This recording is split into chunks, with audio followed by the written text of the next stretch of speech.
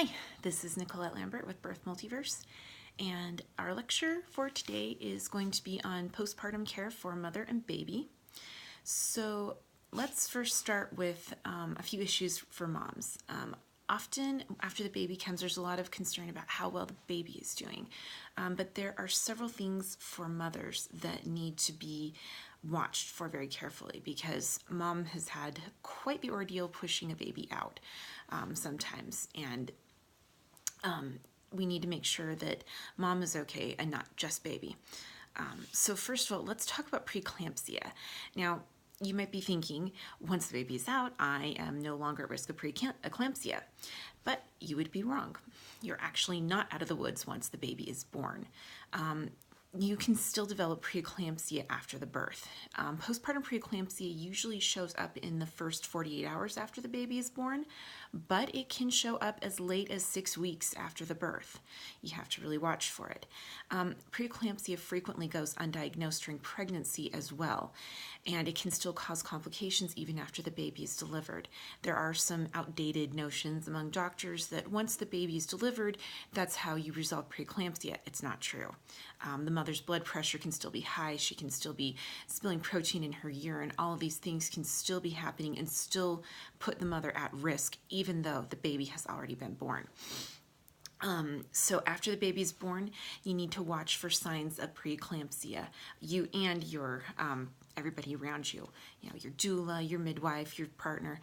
You need to watch for things like severe headaches, changes in vision, temporary loss of vision. If those vision changes are especially important. If you're experiencing vision changes, you need to go to the emergency room right away. Things like blurred light and blurred vision or sensitivity to light, upper abdominal pain. Now that upper abdominal pain for preeclampsia specifically, it's usually going to be under the ribs on the right side.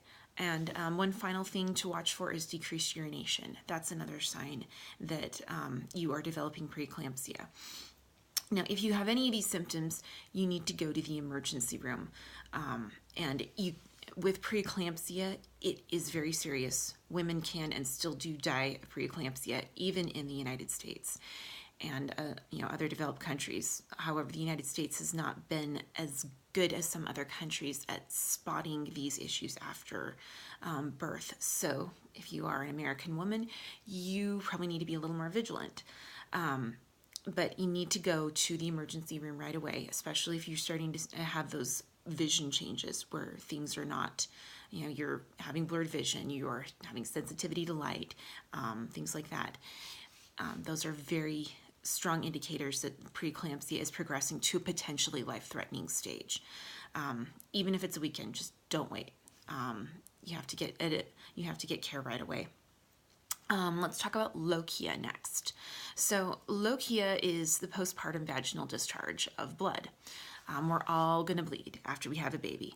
And it's supposed to be like a very heavy period. You're going to have a lot of bleeding. But this is a natural thing. It's how the body expels the tissue and the uterine lining that it no longer needs after the baby is born. It's really kind of a nice system. When the baby's in there, you have all this other stuff that is helping nourish the baby. Once the baby is gone, your body's going to get rid of it. Needs to happen.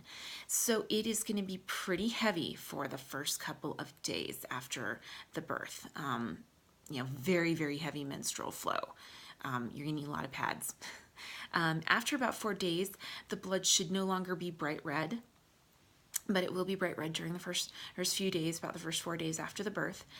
If you've been lying down, which allows blood to pool to the vagina and then get up suddenly, you may notice some more blood clots come out.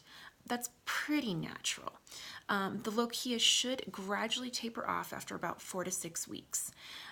Don't use tampons or a Diva cup during this time because that could increase the risk of infection, and it could introduce bacteria into your vagina and cause a bad infection. And it can increase, just watch for that. Now, there are some warning signs too with lochia. while it is natural that you're bleeding and everything after the birth, there are the lochia can give you indicators that something else is not quite right. So if the lochia has lightened up and then you see more bright red spotting, it might just be a sign that you need to take it easy and get some more rest. See if that works. However, it's still possible to hemorrhage even after the baby is born. So if you were having some really weird, abnormal patterns in bleeding or other really uncomfortable symptoms, that can be a red flag that hemorrhage is happening. And again, you need to get that checked out right away. If you are, if you're having weird stuff, you're not really not doing well, go to the emergency room. Again, postpartum hemorrhage is something that can be life-threatening. So you need to seek immediate medical attention if the bleeding becomes progressively heavier. So with lochia, especially after day 4, what we should be seeing is a gradual tapering off of the bleeding. But if it starts picking up again and it's getting heavier, that is a sign of hemorrhage. If it is still bright red 4 days after the baby's birth, that's another indicator that something isn't right. If you're getting fever, chills, or a foul odor with the lochia, that is another sign that something is wrong, possibly an infection. If you're passing clots that are bigger than a golf ball, big red flag. And if you're saturating a sanitary pad in more than if you're saturating more than one sanitary pad in an hour, that's another sign that you're hemorrhaging. And then you're bleeding profusely and you're feeling faint. If you are feeling faint, that's, it is natural to feel a little bit off, right after delivery. But if it's a few days, if you're getting to the point where it's been days after the delivery and you're still bleeding profusely and feeling faint, that's a big problem. So again, these are all signs of late postpartum hemorrhage, and they need to be treated immediately.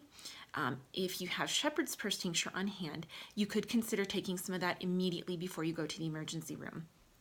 And if you're having symptoms of an infection, again, that's the fever, chills, foul odor, or discharge, you could consider using an essential oils blend to kill some of the different types of bacteria in conjunction with a treatment that's prescribed by your doctor. But again, be careful with that. Make sure that you're consulting a qualified health professional if you have signs of infection. It's very serious.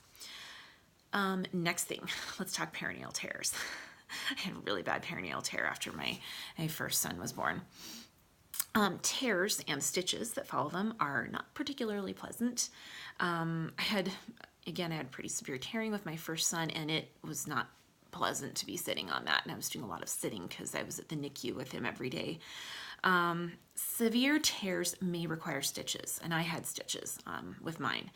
And minor tears often heal on their own. Usually those are pretty low key if it's a minor tear. But they can still be pretty uncomfortable to deal with. Tearing does not have to mean weeks of sitting and suffering, though. I wish I had known that with my first baby, but I didn't. Now I'm going to pass the wisdom on to you so you don't have to sit and suffer. There are some great remedies for easing the discomfort of perineal tears and stitches. So you can take a look at the handout for some of those. There's some really great herbal essential oil blends. And there's some good herbs too. And also just make sure that you're keeping that area clean. Keep your vulva clean so that those stitches or tears don't get infected or cause more problems. And now we're going to talk about after pains. So after the baby's born and the placenta has been expelled, the uterus starts to work on contracting down to its pre-pregnancy size. This is another one of those really amazing things about our bodies after we have a baby, is that it just goes bam, getting back to work, getting back to normal. However, those after pains can be pretty painful. If this is your second or your third or fourth, etc. baby, you'll probably have an intense pain in the uterus as it starts to contract down. Some women don't have as much pain on their first baby with those after pains. I know I didn't. With my first baby, after pains weren't too bad at all. But with my second and my third, especially my second, it was pretty painful. And but there are some nice remedies to help relieve the pain. And again, the handout has some remedies for that too.